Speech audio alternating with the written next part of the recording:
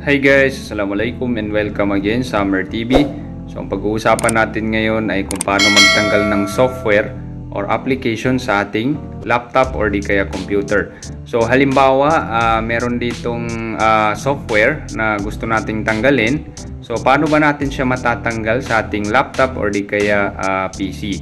Kasi minsan talaga yung mga ibang softwares dito is nakaka-apekto sa processing ng ating laptop or computer. So okay, for example itong iTunes, ayan. So dyan, meron tayong makikitang iTunes. So for example, yan yung tatanggalin natin ngayon. So unang-una, pupunta tayo dito sa search. So search lang natin. Dito is control panel. So ayan, as you can see, ito yung i-open natin yung control panel. Ayan. Okay. So, i-open natin yan.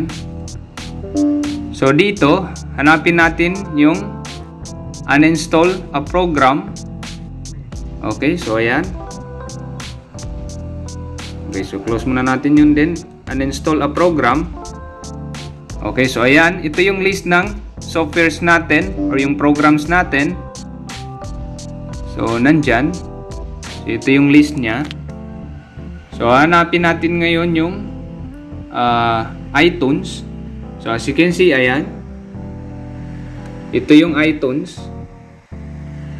So, makikita natin dito kung anong publisher, yung mga descriptions niya, kung kailan in-install, and then yung size and version. Ayan.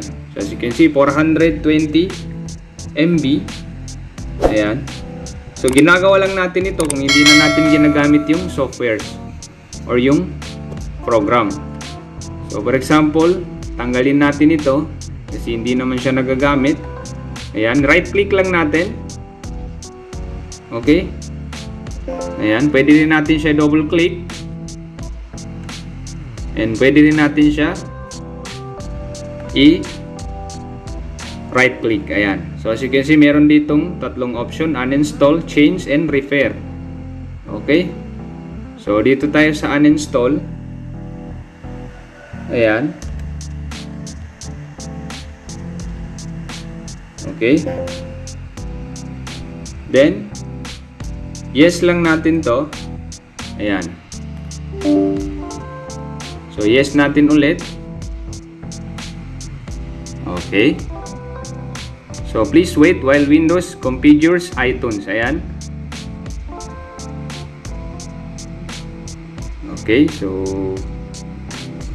inaalis na niya yung ating iTunes sa ating laptop.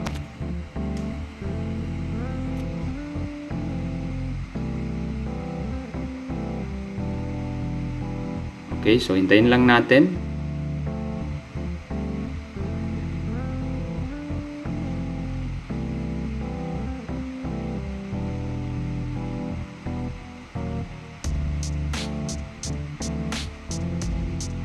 Okay.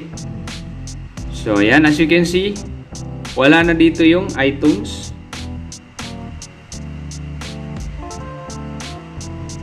Okay. So, i-check natin dito.